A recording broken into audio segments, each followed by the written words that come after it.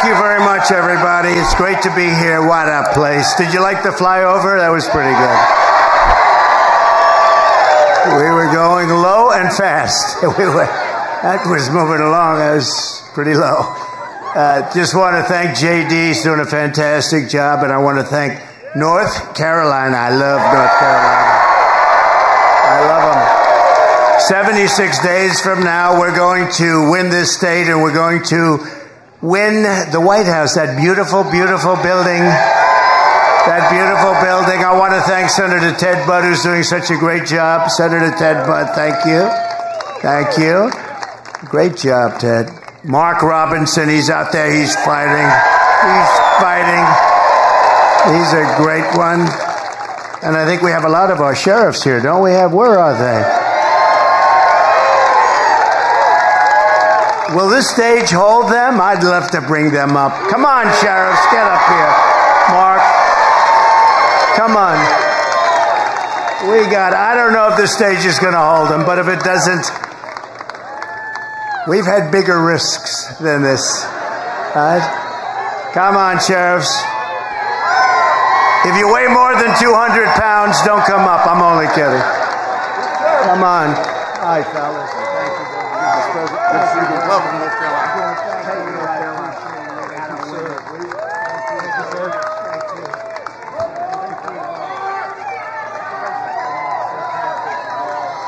Sit down, guys. Come on down. Double them up down here.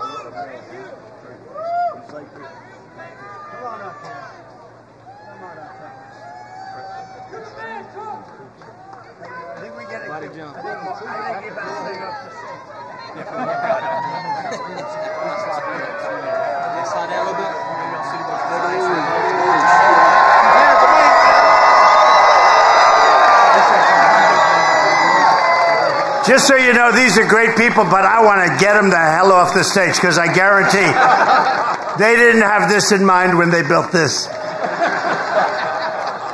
Thank goodness Mark lost a lot of weight over the last couple of months. You did, actually. Well, I want to thank you all very much. You are the reason we're able to be here, and that you have a safe state and a great state. Thank you all very much. Thank you. That's some group of people for endorsements, too. Every group virtually in the country, law enforcement endorsed us. Thank you very much. Thanks, Mark. Good luck, Mark. Will win. Got to win. He's got to win. Got to win. He's a good man. Thank you.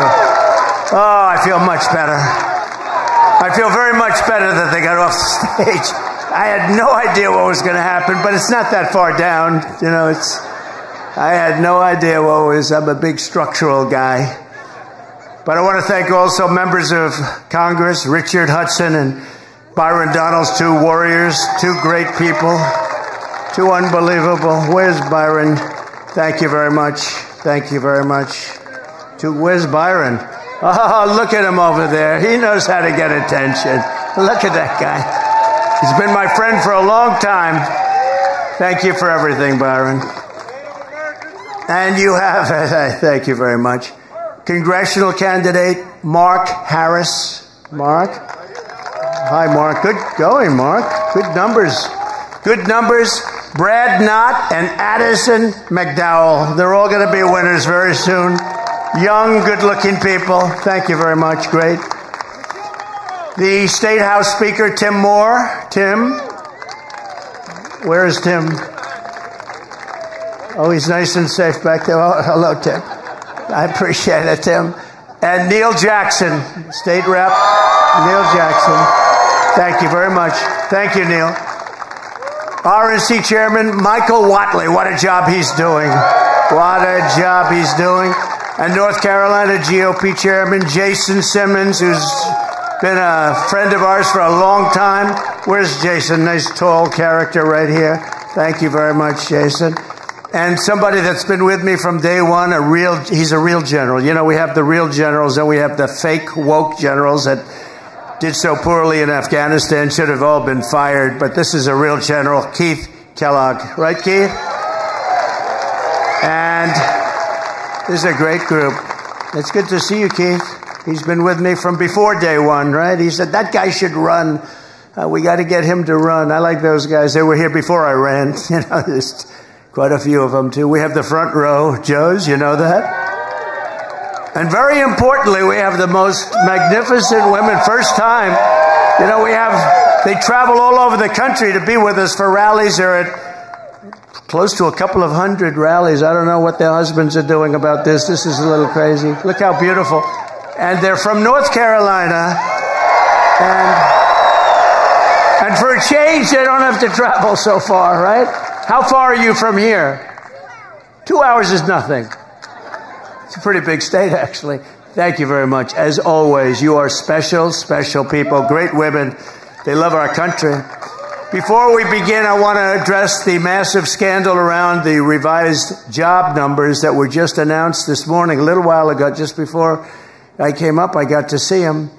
And it really isn't a revision. It's a total lie. Total lie. There's never been any revision like this. They wanted it to come out after the election, but somehow it got leaked. It got leaked. Government leaks, too. The Harris-Biden administration has been caught fraudulently manipulating job statistics to hide the true extent of the economic ruin that they've inflicted on America. The new data from the Bureau of Labor Statistics shows that the administration padded the numbers with an extra, listen to this one, 818,000 jobs that don't exist. So they said they existed, and they never did exist. They built them up so that they could say what a wonderful job they're doing. No, we've never had numbers like this. They don't exist. They thought they could do it sometime after, you know, we have an election coming up very quickly. But they wanted this to come out after November 5th, when it wouldn't have meant so much. But it came out a little early, so there's a patriot in there someplace, right? The real numbers are much worse than that. And Comrade Kamala, you know, she's Comrade, the most radical left person ever to run for a high political office in our country. Gets another 4 years, millions of jobs, and it'll vanish overnight. She gets 4 more years, you're going to see jobs vanish. Millions and millions will vanish, and inflation will completely destroy our country. We'll have inflation worse than they've given us. You know, when I gave it to them, I had virtually no inflation, and now their number's up to 22, 23%, but their real number is probably 40 to 50%, because a lot of the things in their numbers aren't included. I saw another one where the FBI releases crime statistics, and they weren't that bad. And then they left out little things like New York, Chicago. They left out various areas, and that wasn't so good. Your life savings will be totally wiped out. And if you put somebody like that in there with him, how about him? How about him? She'll destroy our country just like she destroyed San Francisco, just like she destroyed California. With the Trump victory, we will once again have the greatest economy in history. We're going to do things that are going to make us so great so fast. We're going to bring it back. We're going to make America strong again. We're going to make America great again. It's going to be fantastic.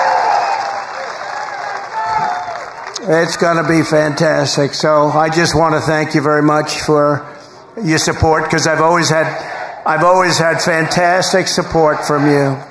Thank you.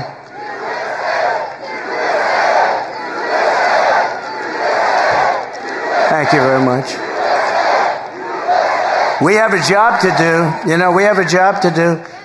We had some very good polls this morning, despite their charade. I call it the party, the Democrats' party. Do you know 5 people in Chicago were killed in the last little while, since that charade that they have going on. They mentioned my name, I think, 271 times. They mentioned the economy like 12 times. They mentioned the border, maybe none. They don't talk about the border. Our great border czar doesn't talk about the border. But they mentioned me more than any other category. I'm now a category. They had me down today as a category. That's all they talk about. Trump. We've driven them crazy. They have Trump derangement syndrome. We've driven them crazy, and they should be driven crazy. They've done a terrible job for our country in every single way. There's not a thing they've done well except cheat and lie. They lie about stats. No, they lied about the crime numbers. The crime numbers didn't look bad. Then they found out that many of the worst places weren't included in the numbers. And that was done by the FBI, which is sad. 4 years ago, our country was strong and respected like never before. Our allies admired us. Our enemies feared us because everyone knew that as an American president, I was all about putting America first. That's true. Under my leadership, we rebuilt the United States military, created Space Force, and we made our allies pay their fair share and their fair dues. You know, we went to NATO, we say, you're not paying, you got to pay. If you remember, President Bush would go and he'd make a speech. Obama would go, he'd make a speech. They all made speeches. This one didn't even make a speech, this last one. But I went, I said, nobody's paying. You got to pay. And they did, paid hundreds of billions of dollars. They said, well, does that mean you won't support us if we don't pay? I said, that's what it means. I had to say that. I got a lot of heat for that. People, the fake news. Oh, that's a lot of fake news. Oh, that's a lot of fake news. No, the fake news gave me a hard time for that. The fake news was saying, what a terrible thing to say to our allies. Our allies weren't paying. And I said, you got to pay. We were paying for everybody. So they take advantage of us on trade, and then we also pay for their military. That somehow doesn't work. So they had to pay. They paid hundreds of billions of dollars. But I said to them, no, that means I will not protect you. I will not protect you. They said, sir, if we're attacked by Russia, will you protect us? Used to be Soviet Union, now Russia. Will you protect us? I said, are you paid? No, let's assume we're not paid. Then you're delinquent, right? Well, yes, that's an old real estate term. You're delinquent, yes. No, we will not protect you. The press went crazy that I said, and you know what? If I would have said the other way, they would have never paid. Hundreds of billions were sent into NATO. But we defeated ISIS. We killed the world's top terrorists. We secured our borders. We achieved energy independence. We stood up to China. We protected Israel. We made peace in the Middle East with the Abraham Accords, and more. We did things like nobody ever heard of, and we brought our troops mostly back home. We didn't start any wars for 79 years it was before. We didn't start wars. 79, 80 years. Everybody said, oh, he's going to start wars with his attitude. No, my attitude kept us out of wars. I stopped wars with phone calls. Russia should have never happened. With Ukraine, would have never happened if I were president. Would have never happened. Nope, there was no talk of that. Would have never, ever happened with Putin. Would have never happened. And Israel, October 7th, would have never happened. Iran would have never done that. They had very little money at that point. Now they're rich as hell. But Biden allowed that to happen. And Kamala, where's Biden? What happened to Biden? Where is he? He's on a beach. He's on a beach. You know, he's got somebody that thinks he looks great in a bathing suit. He likes to go to a beach. How do you leave here and go on a beach? You can't do it. There are things you just don't do. People don't want to see you in a bathing suit. Walks badly. It's hard to walk in the sand. You know, he has a hard time lifting his feet through the sand. And then he grabs a chair. The chair is meant for old people to lift and young kids to lift. Like, you know, 4-year-old kids, right? And he can't lift it. He needs a little help. The whole thing is crazy. How we ever got that is crazy. And what happened to our country with inflation and with disrespect from all over the world, and all these wars are starting all over the place. And we're very close to a third world war, and don't kid yourself, because they are laughing. But they're not laughing too much. They're a little worried about a certain person winning the election. We had some very good polls today.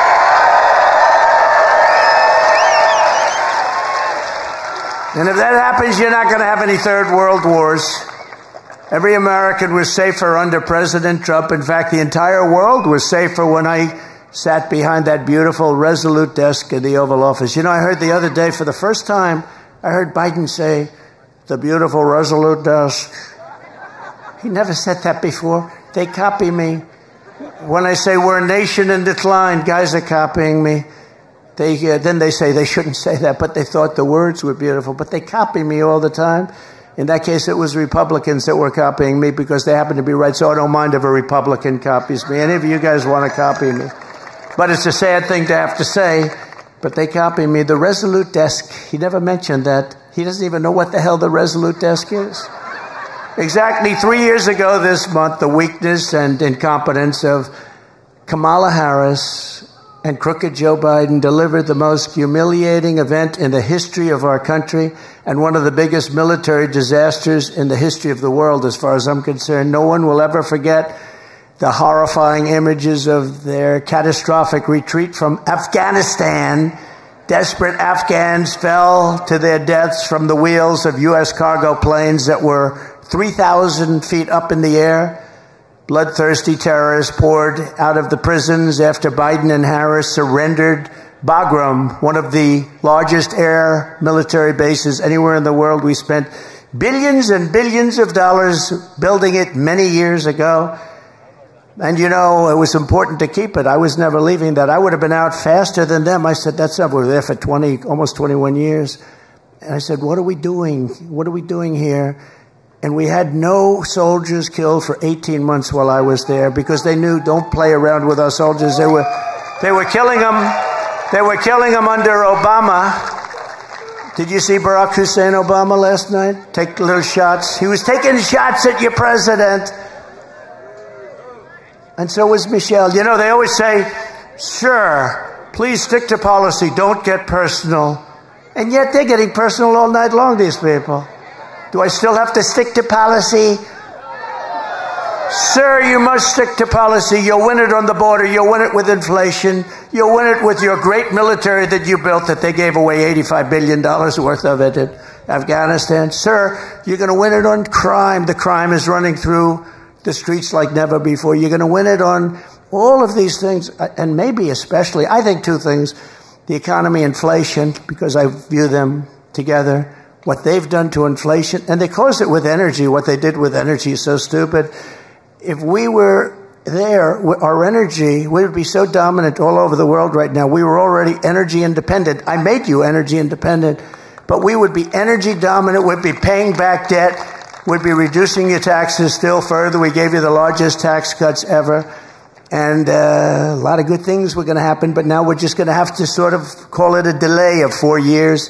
But these people don't have any idea what they're doing. You had 13 heroic U.S. service members were tragically and needlessly killed. I got to know a lot of the relatives, friends, and mothers and fathers of those 13 people. 45 others were horrifically wounded, and $85 billion worth of the best military equipment anywhere in the world was handed over to these people. In fact, Afghanistan is now one of the largest arms merchants anywhere in the world. Did you know that? They're selling our equipment at tremendous prices. They're selling our beautiful. We had 70,000 armored trucks, many of them armored trucks and vehicles. Think of this. We had 700,000 rifles and guns. I actually say, what the hell did they need so many for? 700,000 rifles and guns. We had goggles, brand new, right out of the box. You know, they didn't fight at night because they never had goggles, right? Good fighters. They never had goggles. Now they have brand new goggles, all left by the Biden-Harris administration.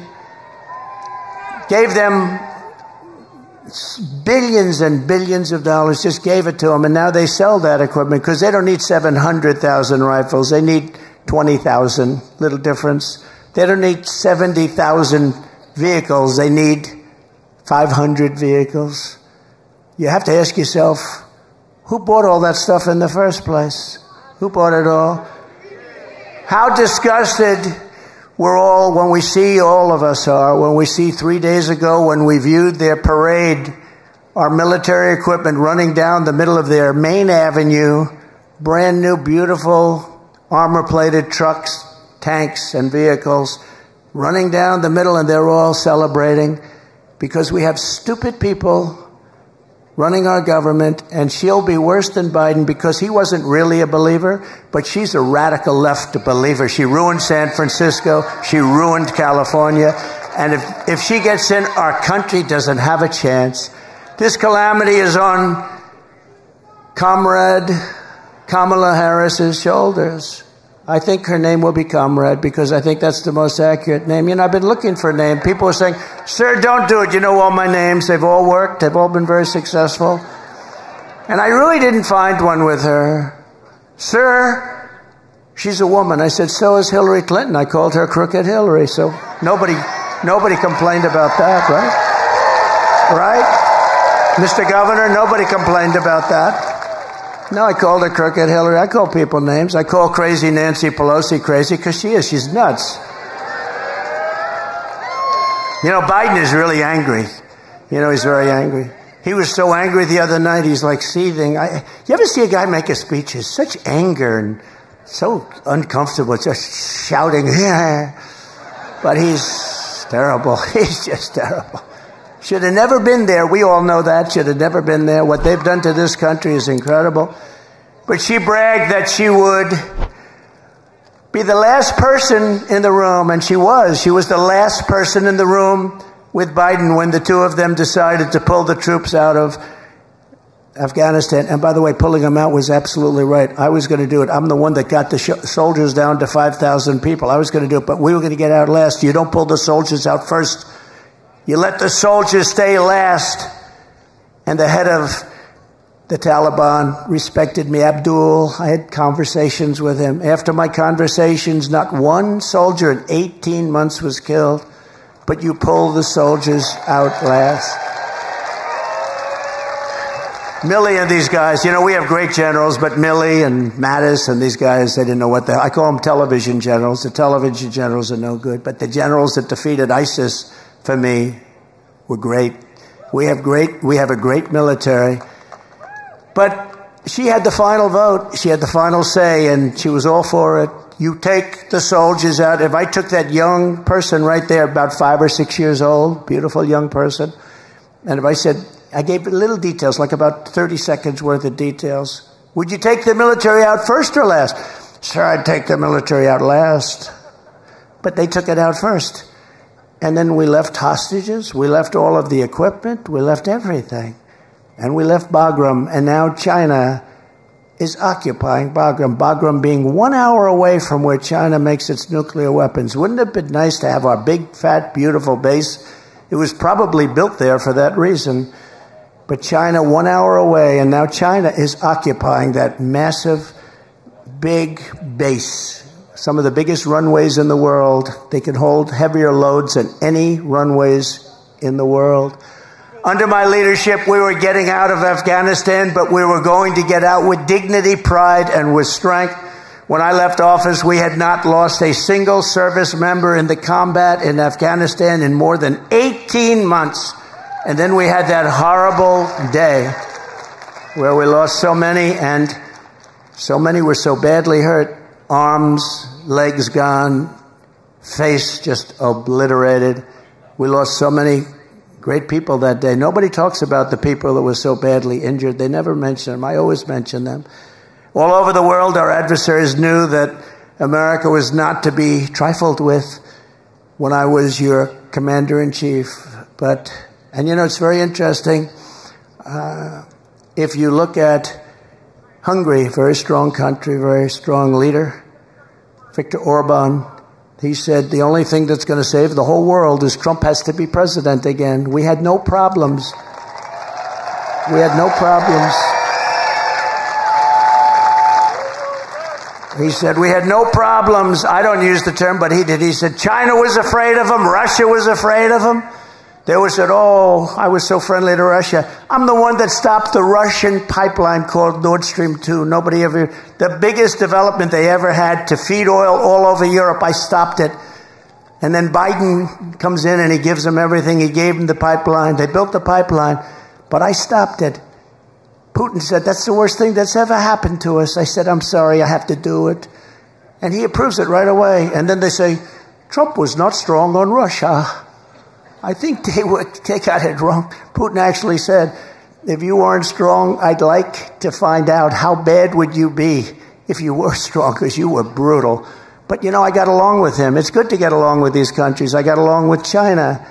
That wouldn't have happened. What's happening right now, they're planning an attack on Taiwan. There's no question about that. That wouldn't have happened. Wasn't going to happen. They knew that you weren't allowed to do that. Putin would have never gone into Ukraine. Israel would have never been attacked. It's a sad, sad situation. So many people are dead. So many people are gone. So many cities. You look at Ukraine, those cities are just wiped off the face of the earth. They're outside of Kiev and a couple of others that basically just flattened. Far more people dead than they let you know. It's like your numbers that were released fraudulently today. Far more people dead in that war than anybody would know. When those big buildings come tumbling down, hit with rockets, so ridiculous. There's nothing left. It's so ridiculous. But since the Afghanistan catastrophe, it's been open season on America and our allies. I really believe that the Afghan disaster, what happened, the stupidity and the way we pulled out and the bedlam and all of that, it would have been very smooth. We were going to get out with strength and dignity. But when Putin saw that, he said, wow, those people don't know what they're doing. They're overrated. And he went in, and the same thing happened with Iran. Iran was not going to play with us. And now Iran is a rich nation. They have $300 billion. They had no money. And in 3.5 years, they made $300 billion they have right now. They made it all in 3.5 years. They had none when I left. And we would have made a fair deal with them. They can't have a nuclear weapon. Very simple. You can't have a nuclear weapon. Other than that, we want you to have great lives. But I do hear they're after me, but, you know, that's the way it is. Look, I'm here for you, and I'm here even for the world. We want to stop world wars because the equipment is so devastating now. A world war is obliteration. We can't have a world war. Every dictator, tyrant, and terrorist on the planet knows that they can get away with murder under Kamala and Crooked Joe. Kidnappers are getting millions and millions of dollars, but now they're getting billions. They're getting billions. What did you get for the 4 people that we released? Sir, they got $6 billion. What is $6 billion? Does anyone know what that means? $6 billion. They got $6 billion. People get kidnapped and, you know, they ask for like, how about $1,000? How about 500? They got $6 billion from these idiots. And you know what happens? When that happens, a lot of people are going to get kidnapped because they say, we're dealing with stupid people. A lot of people. We had 59 people that were hostage. Some in North Korea. That's about as tough as it gets. We got people out without paying for anything. We never gave money. We didn't want to give money. If we gave money, all they do is they go around kidnapping everybody. These people give, not only do they give $6 billion, they got the Prince of Death out. He's the #1 arms merchant in the world. Russia got him as part of one of the deals. The #1 arms merchant in the world. We got a couple of people. But, you know, why were they there? And why did they do what they did? But they got some of the most criminal, the toughest, meanest criminals anywhere in the world. On top of that, we paid them billions and billions of dollars. We're run by very stupid people. I'd like to use a different word. I'd like to use a much more sophisticated word, but there's no word I can think of. Incompetent. How about incompetent? As a result, peace in Europe has been shattered by the largest European land war since the fall of Nazi Germany. This is the largest war there's been, and this war is going to escalate and escalate. When, if, but when. I have to always say if, you know, because they cheat. I would say when if they didn't cheat, but they cheat. That's the one thing. They're great at cheating in elections. If we win, I'll get that thing settled before I take the office. I'll get it settled as president-elect. I'll get that war stopped. With Russia, yeah, we'll get that stopped. Ukraine and Russia, we're going to get it stopped, and quickly. It'll be done before I get to office. It would not have happened if I was president. It wasn't going to happen. In the Middle East, the Jewish people have suffered the worst atrocities and deadliest attacks since the Holocaust. There's no question about that. The United States has been forced to abandon more embassies under Comrade Kamala than at any time in our history. We're running out. It's not like we're leaving. We're being run out of these embassies that cost us hundreds of millions of dollars to build. You got to see these embassies in the middle of nowhere in a country you've never even heard of. They spent $900 million to build an embassy. The whole thing is crazy. The world is on fire, and Kamala and Biden have marched us to the brink of World War III. That's what we're in. I think, General, you would probably agree. You're one of the experts, I would think, right? I don't even talk to you about that lately. It's so out of control, I don't even have to bother. I just say, look, take a look. But one of the great experts, and we're on the brink. That's why this November Americans are going to tell Kamala Harris, that we've had enough. We can't take it anymore. You're doing a terrible job. Comrade Harris, you're fired. Get out of here. You're fired. You're no good.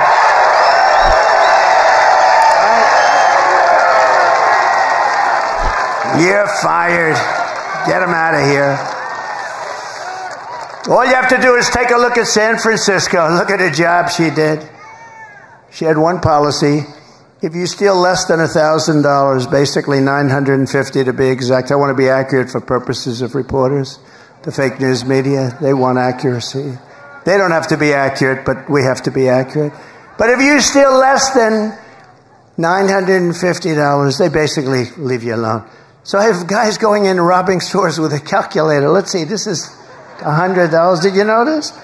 This is not going to happen in North Carolina, I don't think, is it? No. Let's see, that's 100, that's $59. Bing, bing, bing, bing. Stop.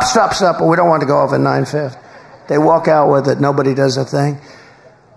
Starting the moment I lift my hand from the Bible after taking the oath of office, I will move to restore America to maximum strength and return the world to peace. We're going to return the world to peace.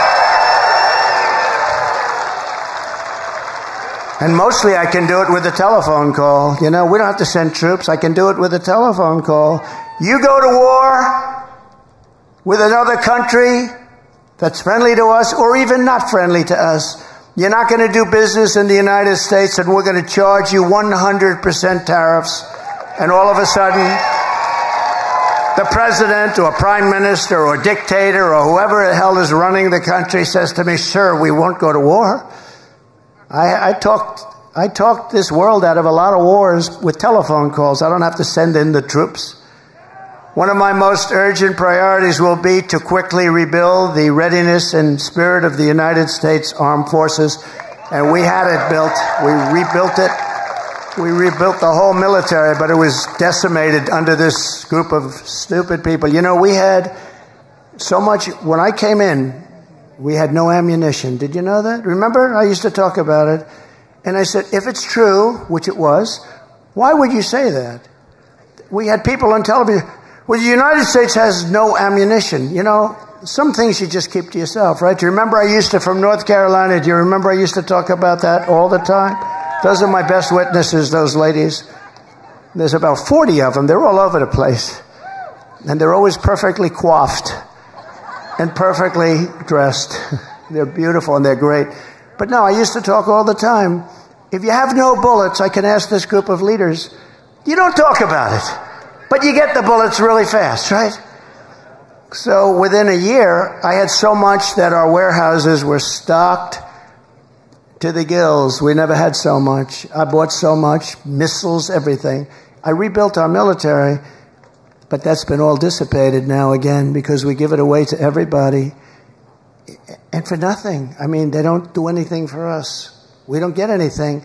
We don't even get a pledge that we'll pay you back someday if we have the money. How about that?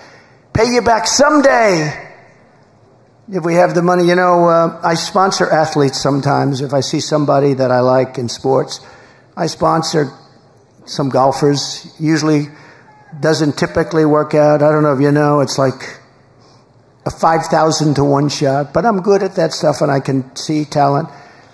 and I'll give them a few $1,000s. I'll give them $50,000. I'll say, you know, you're really good. You could make it. Why aren't you trying out for the tour? Sir, I have no money. I have to give lessons. I have no money.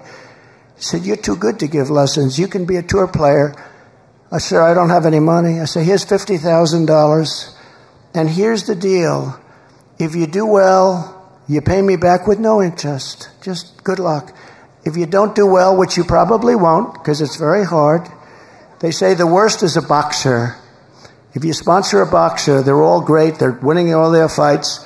And then they turn professional, and they go in. And this goes with the UFC, run by Dana White, one of the greats of all time, which has really taken over for boxing. But it's the same thing, and people sponsor people, and they get what they get. But the worst is that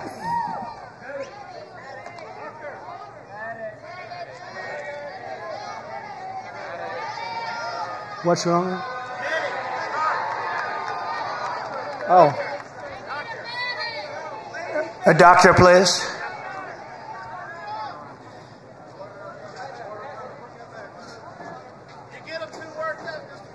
It is very hot here, I notice.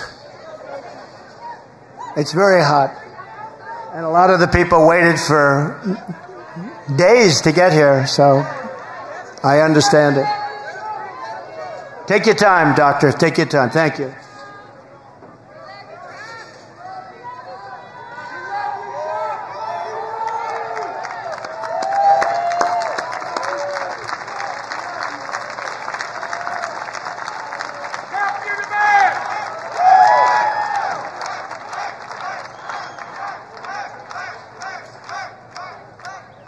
Yeah. Take your time, please.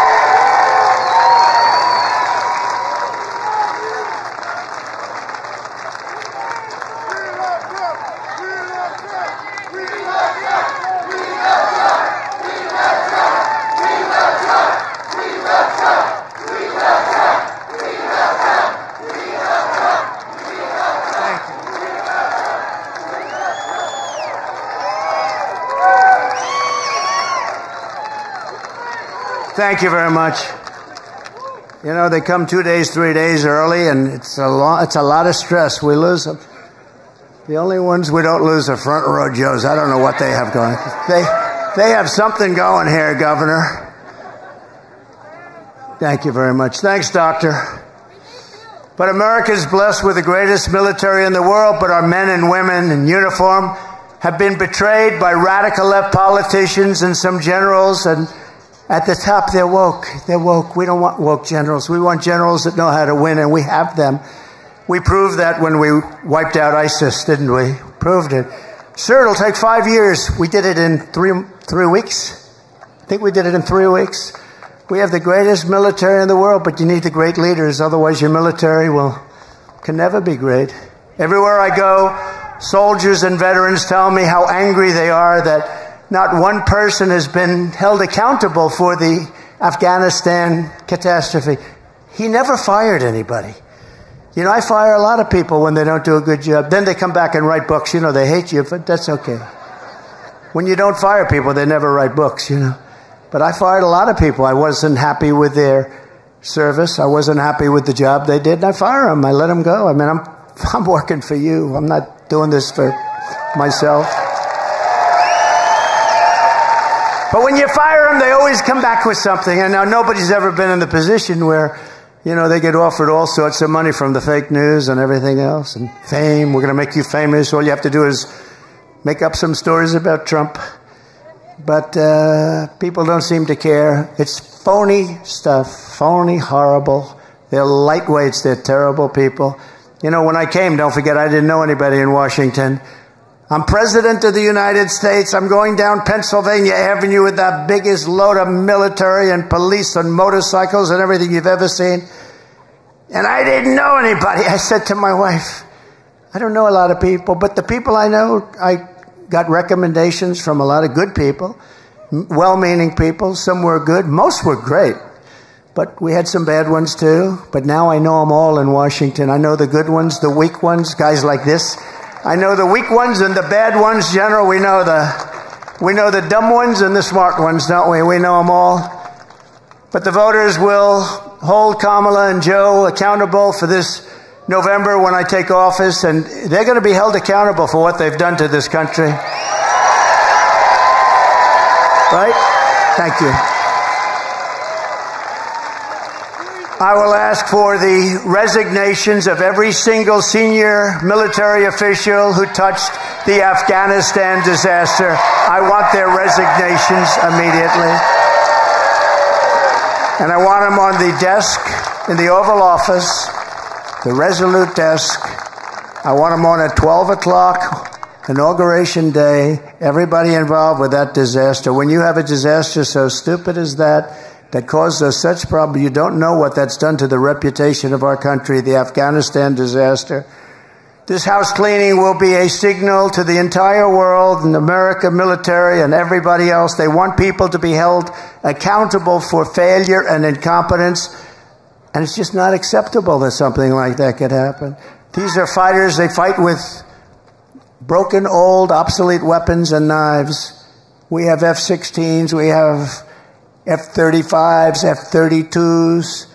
And we were knocking the hell out of them. Just knocking the hell out of them. It was easy.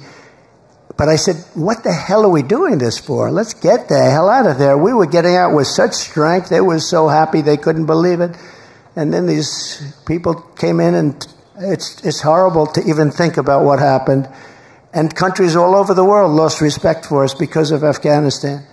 We demand success and we demand victory. We want victory from our soldiers and from everybody else. Under Comrade Kamala Harris, and I call her that because there's never been, she's a Marxist, okay? I was saying, do you think she's a Marxist or a communist? To people that really study this stuff, they weren't able to tell me. They said it could be all the way, it could be communist, but she's damn close. They said it was definitely one or the other, but they couldn't actually tell me. Was it communist or Marxist? Sir, it's one or the other. We're not sure. We'll figure it out. But under Comrade Kamala, our military has been abused for radical social experiments. On day one, I will get critical race theory and transgender insanity the hell out of our U.S. armed forces. We're taking it out.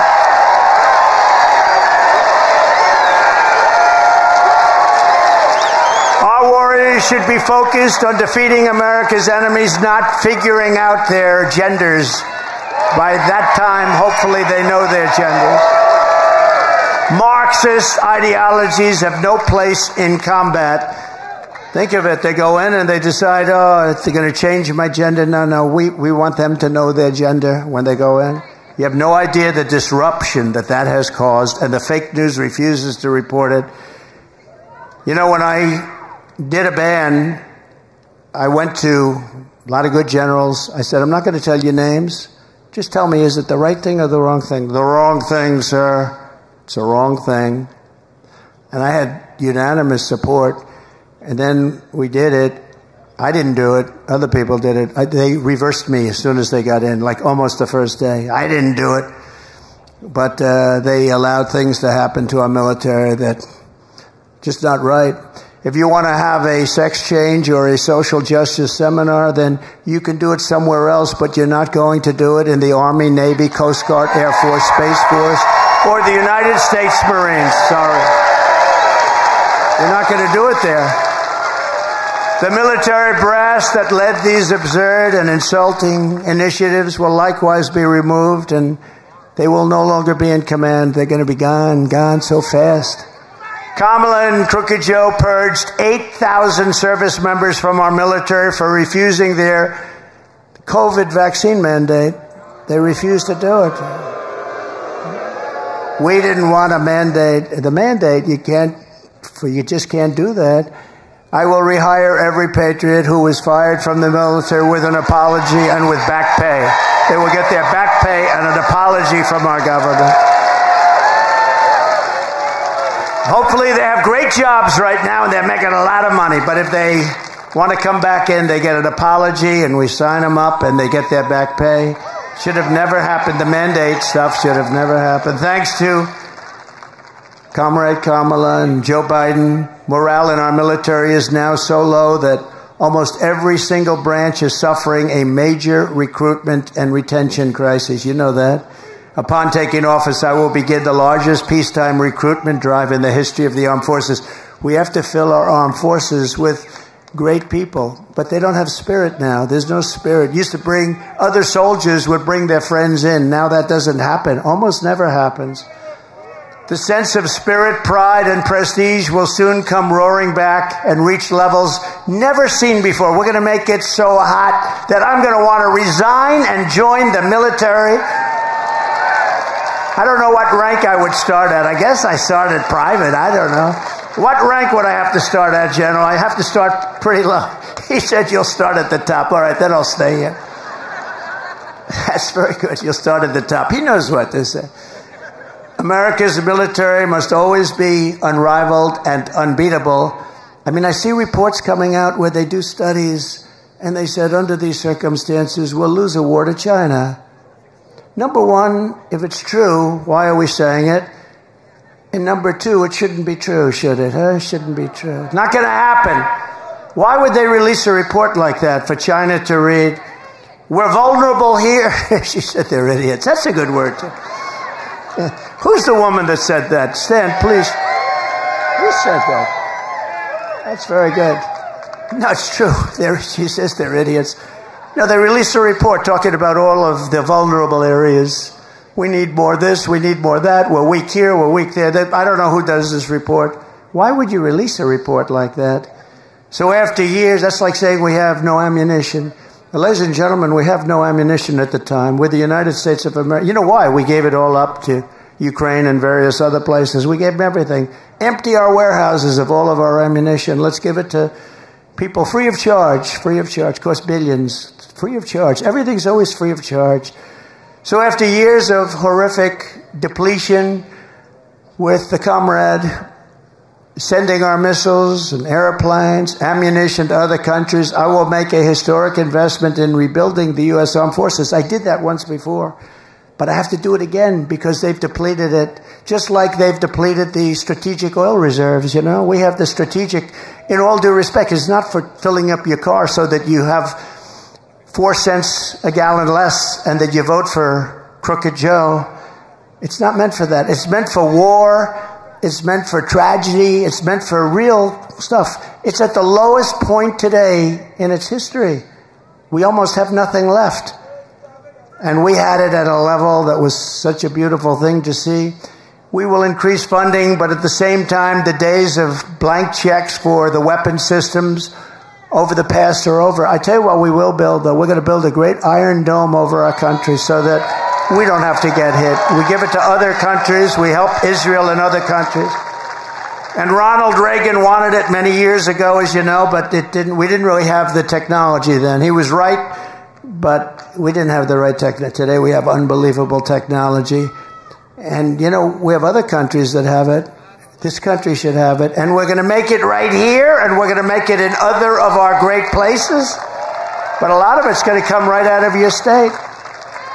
It's time to create the arsenal of the 21st century. We need that. That means aggressively shifting funding to keep America on the cutting edge, investing heavily in drones and robotics and artificial intelligence and hypersonics. Do you know, hypersonics, these are missiles that go 7 times faster than a fast ordinary missile. 7 times faster. So fast that for the most part, you can't shut them down and you can't shoot them down.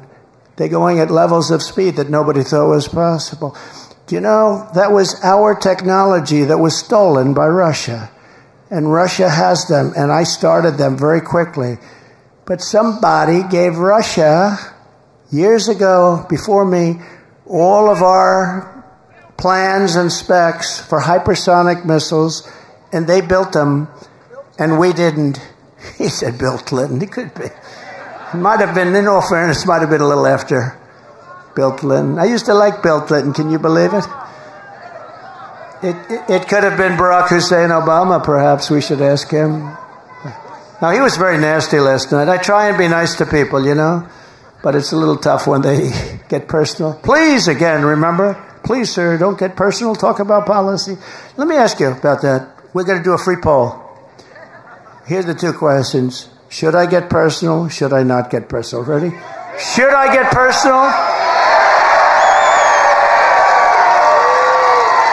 Should I not get personal? I don't know. My advisors are fired. No, we'd rather keep it on policy, but sometimes it's hard when you're attacked from all ends. I mean, they want to put you in jail for nothing. For nothing. For cases that the legal scholars all over the country have said there is no case, and they want to put you in jail. And I could have done that to Hillary Clinton. I could have put her in jail. She turned away subpoenas and she damaged stuff and she wouldn't give things after a subpoena was sent. After, from the United States Congress, I said to myself, we want to bring the country together. Wouldn't it be terrible to put the wife of the President of the United States in jail? Wouldn't it be terrible? And then I come out and they do it to me. And there's no feeling as, wouldn't it be terrible? But we won the big case in Florida. That was totally won. And Biden didn't. You know, Biden documents, I had the Presidential Records Act. I had a right to do whatever I wanted to do. That was passed in like 1978. But Biden didn't have a right to do it because he wasn't president. And he was there for 50 years. He took stuff. And the ruling was basically he's guilty as hell, but he's got no memory. He's a nice man with no memory. Actually, they're wrong. He's not a nice man and he has no memory. He's not a nice man at all because he started weaponization. And weaponization is a double prong that can come back to haunt them too. It's a terrible thing for our country, I can tell you. A terrible thing for our country. We need a dramatic increase in research. We need a very dramatic increase in development. And in so doing, we will create countless American jobs, including jobs right here in a place called North Carolina. Do we love North Carolina?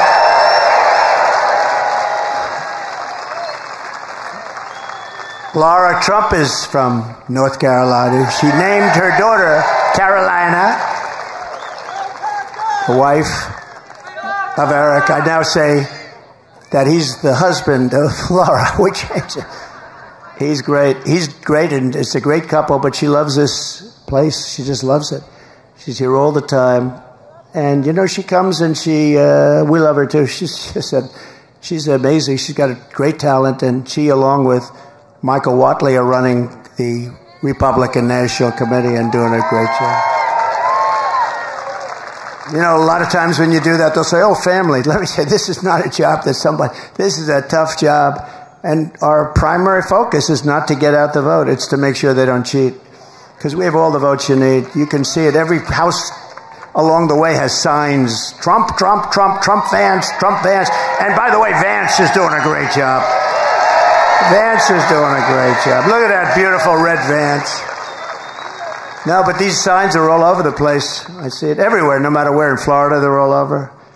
Because people want to see common sense. You know, we're the party of common sense. It's not conservative, liberal.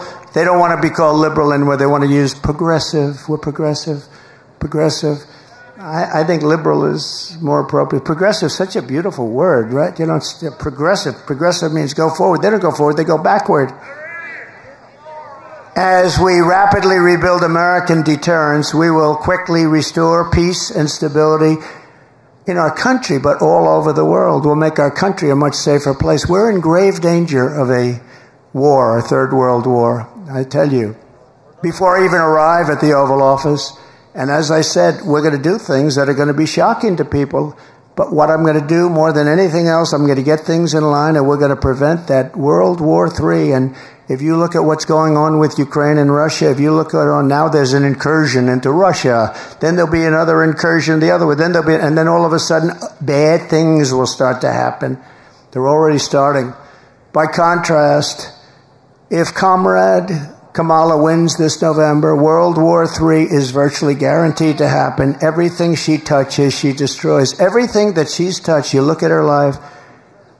She was district attorney in San Francisco. The place went to hell. It's the best city in the world probably 15, 18 years ago, 20 years ago. Maybe in the whole world, it was one of the best cities in the world. Then she becomes the Attorney General of the state of California. That place went to hell. It was helped by Gavin Newsom. Newsom helped, but she was terrible. And it's crime-ridden, and you can't walk down the sidewalk anymore. It's just unbelievable what's happened to that state. So sad.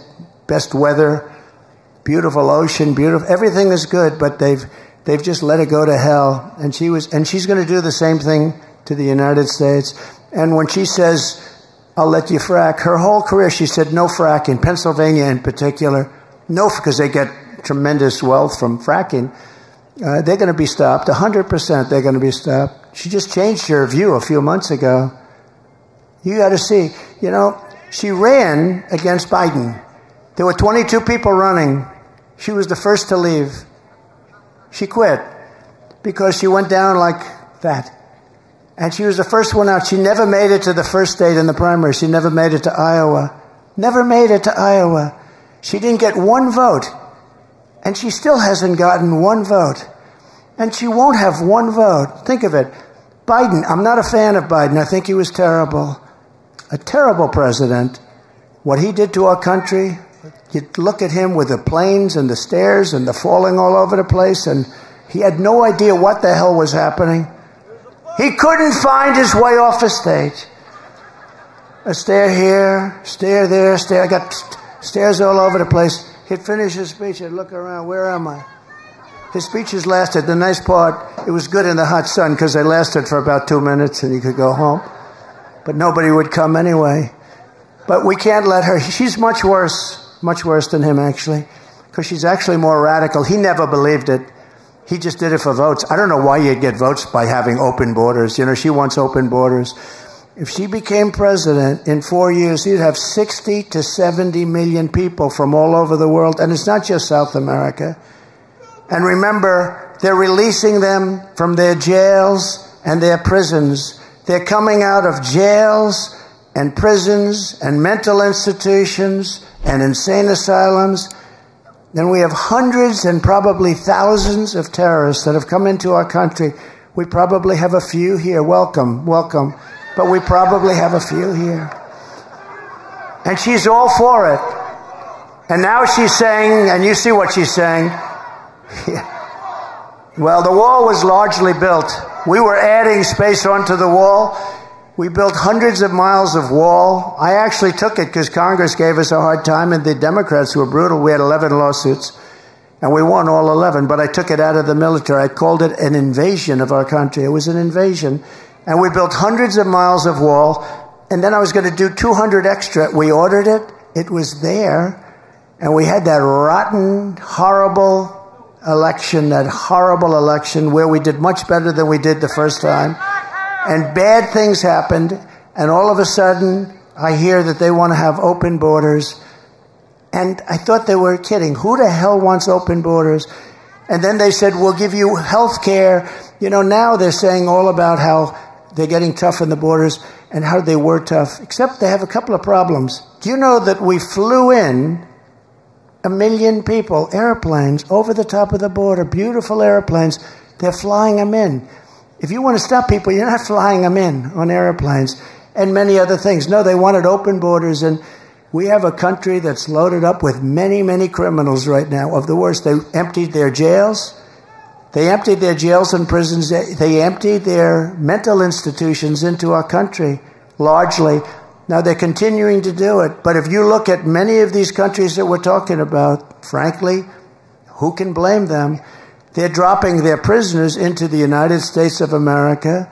They're dropping all of these people into the United States, including their mental institution people. Any terrorists they have, they're dropping them into the United States.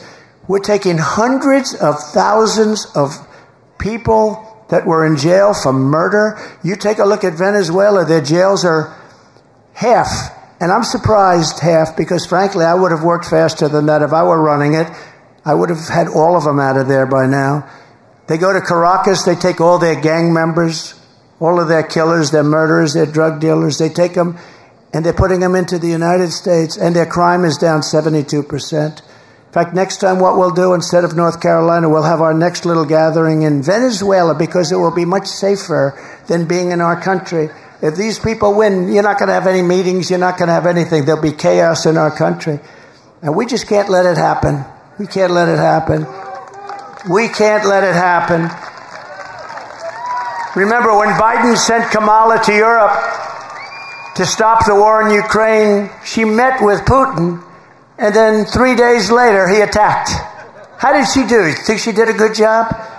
She met with Putin to tell him don't do it, and 3 days later, he attacked. That's when the attack started. Did you know that, General? Should have sent you.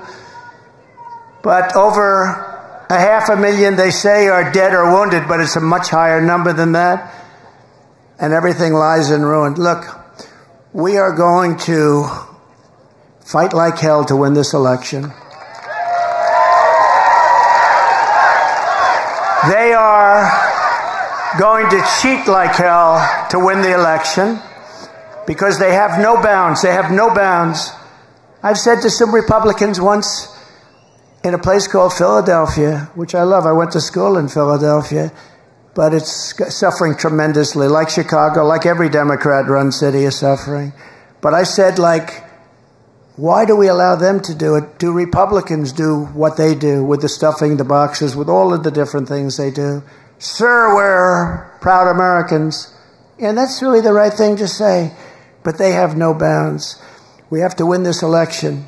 If we don't win this election, we are in such trouble as a country. We're in trouble right now, but you have the right guy to straighten it out. I'll get it straightened out. I'll get it straightened out fast.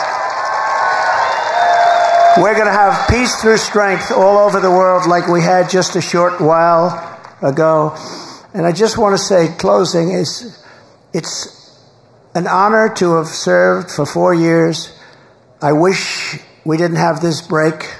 The only thing good about the break is it shows how bad it can get, because we've never had a country that's been in shape like this country is in right now. We have squalor in our streets. Our vets are disregarded, living on sidewalks in freezing cold and unbelievably hot cities all over the country. And yet we have people coming in to our country that are living in luxury hotels. This is what we have. We're going to straighten out our country through common sense. We're going to straighten out our country with the United States of America. We're the greatest country in the world. We're not going to let this continue to go. We're going to straighten it out. We're going to make it bigger, better, stronger than ever before. We're going to bring in business. We're going to use tariffs to take advantage of our great strength and to, frankly, hurt countries that are hurting us and have been hurting us on trade for many, many years. Right now, China is building massive auto plants in Mexico, and they think that those plants are going to make cars and they're going to sell them across the line for no tax, no anything, destroy what's left in Detroit, which frankly, compared to years ago, is very little, and South Carolina and many other places. We're not going to let it happen. We will charge them 150 or 200% tariff, and all of that investment that they made is now worthless. We're not going to let them do that. We're not going to let them destroy our automobile industry. The United Auto Workers has a grossly incompetent man at the head. They want to make all electric cars, and Elon Musk is a friend of mine. You saw he endorsed me very strongly, and he understands that I'm right. And I love electric cars, and they have an incredible purpose. They have an incredible purpose. They're unbelievable what they can do, and he makes a great product. But I told him, I said, before you endorse, you have to understand, We have to have gasoline-propelled cars. Again, we have more liquid gold than anybody anywhere in the world, more than Saudi Arabia, more than Russia. We have more than anybody. We're going to quadruple that business. We're going to be much bigger than both of them put together. We're going to pay down debt. We're going to reduce your taxes. I gave you the largest tax cut in history, the largest regulatory cut in history. That created all of the jobs. And when Biden talks about jobs, by the way, because they lie so much, the jobs he created, almost all of them, almost 100%, people say more than 100%, went to illegal aliens. The other, remember this, the numbers sound good because they're called bounce-back jobs. We had a pandemic. People were laid off, and then as soon, and this is common for ages, when a pandemic goes, you have bounce-back. The businesses, and had we not done what we did with money, probably some of you benefited, but we would have been in a 1929 style depression. We did it just right. The problem is they came in, they no longer needed money. We gave them a country that was fixed, and more people died during Biden, think of that, than died during us from COVID. Many more people died during them. But think of this, we gave them a country and they blew it because they took so much. They took trillions and trillions of money. They kept feeding it. And that's what caused, along with their bad energy policies, that's what caused this tremendous inflation, which is destroying the people of our country. And frankly, it's contagious. It's all over the world. But we're the ones that started it with their bad policy. So we're going to work very hard. We've got to win. We've got to win this state. This state is a very big state to win. We've won it twice, and we're going to win it again. I said to a couple of the people, I said, so let me ask you, how are we doing compared to 4 years ago and 8 years ago? They said, sir, you're much hotter, you're more popular. I hope that's true. But we won it twice. And all I can do is pledge to you that we're going to do a great job for North Carolina. We're going to do a great job for the United States of America. We put America first, and we're going to make America great again. Thank you all very much. Thank you. Thank you very much, everybody.